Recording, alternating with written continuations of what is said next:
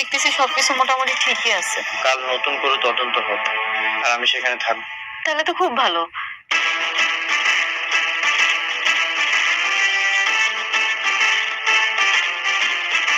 আপনি এই জন্যই তো বলি, প্লটের সকল ডকুমেন্টস নকশা ডিজাইন ঠিক থাকার পরেও ভুলটা ধরলো কে? তা কত টাকা খেয়েছেন?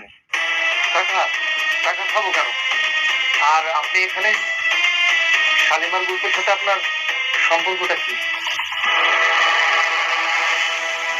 উনি আমার হাজবেন্ড।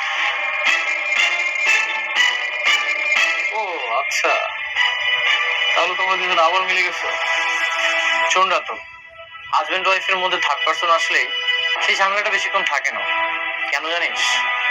কারণ হাজবেন্ড ওয়াইফের রিলেশন পার্মানেন্ট, আর এটা একটা পবিত্র বন্ধন।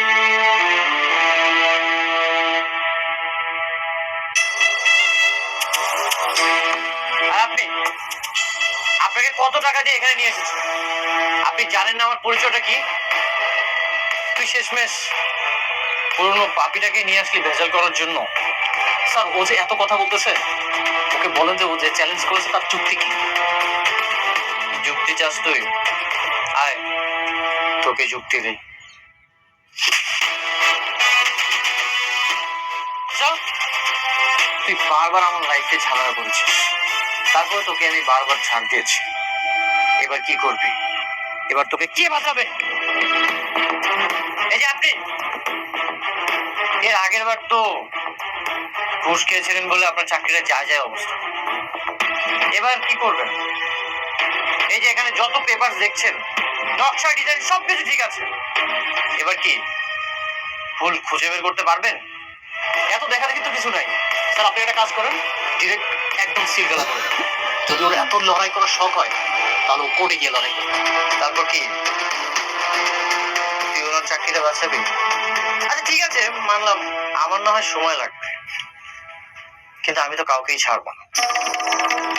এই যে আপনাকে সব পেপারস ওকে থাকার পরেও আপনি যে প্লটের কাজে বাধা দিয়েছেন, হয়রানির অভিযোগে আপনার তো চাকরিটা চলে যাবে। তখন আপনি কি করবেন? আপনার তো জেলও হতে পারে। স্যার, আপনি কি ওর কথায় ভয় করতেছেন? ভয় করার কোনো কারণ নেই।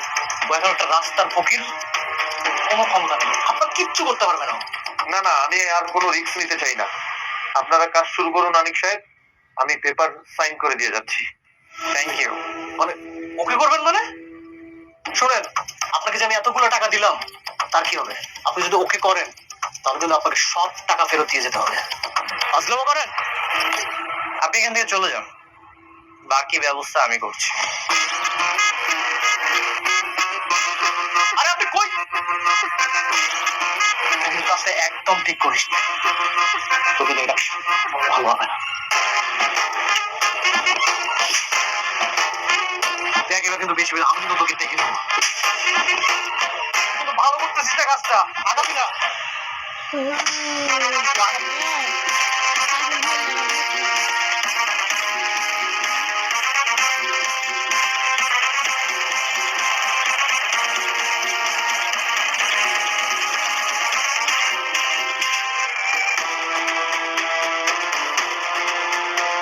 পালাচ্ছিস কেন? আজকে তোর সকল হিসাব মিটিয়ে দিব।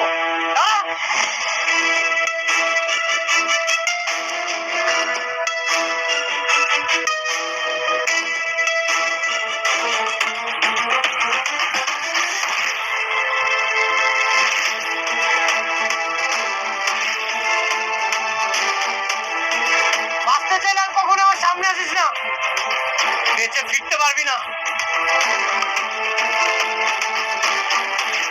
অনেক ওর যাইতে দাও, ওর জন্মের শিক্ষা হয়ে গেছে। কে কল দিতেছে? বৃষ্টি? হ্যাঁ। কথা বলো, সমস্যা নেই। না থাক। আরে কথা বলো, দেখো কি বলতেছে। নিশ্চয়ই জানতে চাইবো আমার সাথে আছে কি। হ্যালো। হ্যালো অনিক, তুমি কোথায়? আমি বাইরে আছি। একটু হাসপাতালে আসতে পারবে? কিছুক্ষণ পর আমার অপারেশন। জানি না বাঁচবো নাকি মারা যাবো। আজকে প্লিজ শেষবারের মতো তোমাকে দেখতে চাই।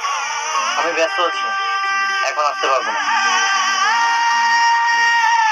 ঠিক আছে, সাবধানে থেকো। যদি বেঁচে থাকে তাহলে তো দেখা হবে, আর যদি মারা যায় তাহলে আমাকে মাফ করে দিও। স্ত্রী হিসেবে তো অনেক ভুল ত্রুটি করতেই পারি, মাফ করে দিও আমার। কি করো তোমার ছোট বউ, যাইতে কয়? তেমন কিছু না, হাসপাতাল আছে, সেখানে যেতে বলছিল। এই হাসপাতালে? তাহলে তো আমাকে যাওয়া দরকার, চলো যাই।